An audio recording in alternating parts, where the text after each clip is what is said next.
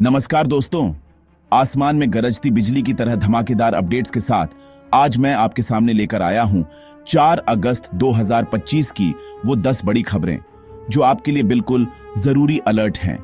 तो चलिए बिना देर किए शुरू करते हैं पहली खबर से। यूपी गोंडा में वाहन नहर में गिरा, 11 की मौत। तेज बारिश के बीच गोंडा जिले में एक बस अनियंत्रित होकर पास की नहर में जा घुसी।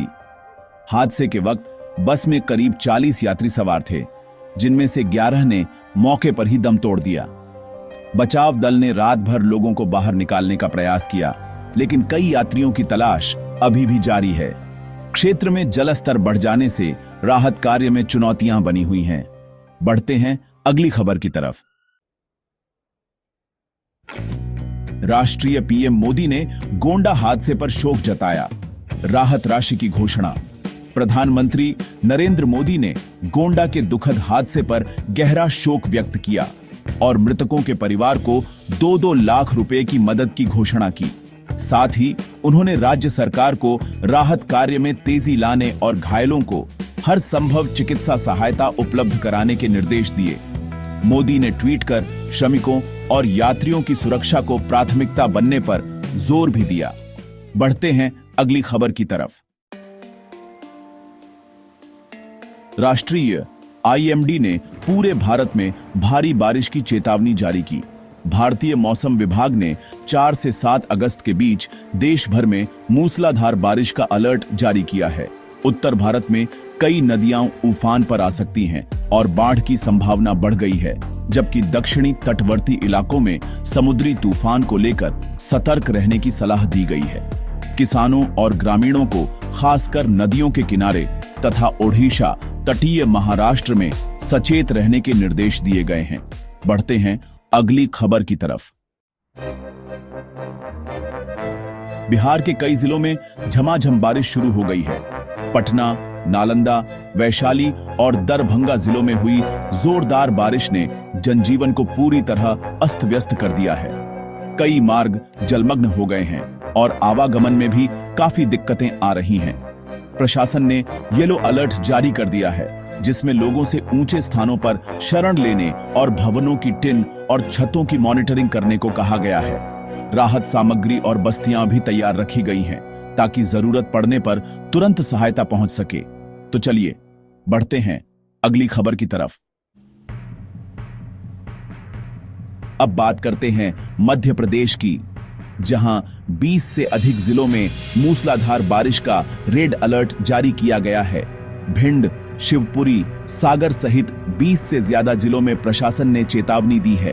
प्रशासन ने नदियों के किनारे रहने वालों को सुरक्षित स्थानों पर स्थानांतरित करने और गैर जरूरी आवागमन टालने की सलाह दी है। आपदा प्रबंधन केंद्र लगातार निगरानी कर रहा है और स्थानीय स्तर पर राहत शिविर स्थापित किए गए हैं। सुरक्षा सेवाएं 24 घंटे गश्त कर रही हैं। चलिए बढ़ते हैं अगली खबर की तरफ। उत्तर प्रदेश के 45 जिलों में भारी बारिश और वज्रपात का रेड अलर्ट जारी किया गया है। मौसम विभाग ने गोंडा, बहराइच, श्रावस्ती, बलिया समेत 45 जिलों के लिए ये चेतावनी दी है। इन जिलों में तेज बारिश के साथ साथ वज्रपात की भी संभावना बनी हुई है। सभी स्कूल और कॉलेज बंद रखने के निर्देश दिए गए हैं। साथ ही लोगों को घरों के अंदर सुरक्षित रहकर अनावश्यक बाहर न निकलने की हिदायत भी दी गई है। बिजली गिरने का जोखिम ज्यादा होने के कारण लोग अपने वाहन और कच्ची झोपड़ियां भी सुरक्षित स्थान पर स्थानांतरित कर रहे हैं। तो बढ़ते हैं अगली खबर की तरफ। तो FSSAI ने आयुर्वेद आहार की अंतिम सूची जारी कर दी है। खाद्य सुरक्षा एवं मानक प्राधिकरण ने आयुष मंत्रालय की पहल के तहत प्रमाणित आयुर्वेद आहार के 25 व्यंजनों की अंतिम सूची जारी की है। इसमें मल्टीग्रेन चपाती, हल्दी लस्सी, तिल चने का लड्डू जैसे पोषक विकल्प शामिल हैं। इस कदम का मकसद पारंपरिक भारतीय खाद्य पदार्थों को प्रमाणित कर स्वास्थ्य लाभ सुनिश्चित करना है। योग और आयुर्वेद के संयोजन से स्वस्थ जीवन की दिशा में यह एक महत्वपूर्ण पहल मानी जा रही है। तो चलिए बढ़ते हैं अगली खबर की तरफ। बिहार संग्रहालय द्विवार्षिक 7 अगस्त से पटना में शुरू हो रहा है। पटना के बिहार संग्रहालय में 7 अगस्त से 2 हफ्ते तक चलने वाला द्विवार्षिक महोत्सव आयोजित किया जा रहा है। इस महोत्सव में मिट्टी कला, लोक साहित्य, पुरातत्व प्रदर्शनियां और सत्र सम्मेलनों के माध्यम से बौद्ध, जैन और वैदिक संस्कृति को प्रदर्शित किया जाएगा।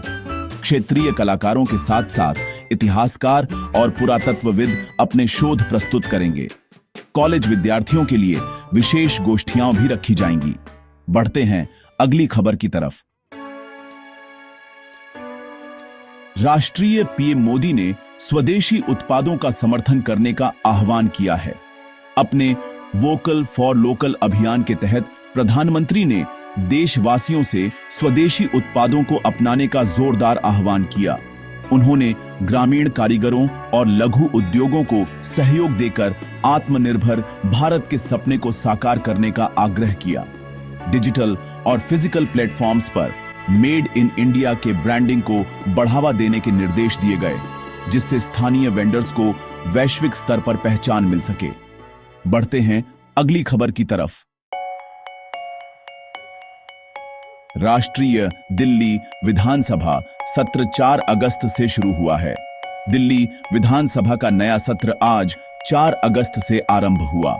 इस सत्र में ई विधानसभा पोर्टल के जरिए डिजिटल वोटिंग, सौर ऊर्जा संयंत्र परियोजनाओं पर चर्चा और पर्यावरण संरक्षण विधेयकों पर बहस प्रमुख एजेंडा है।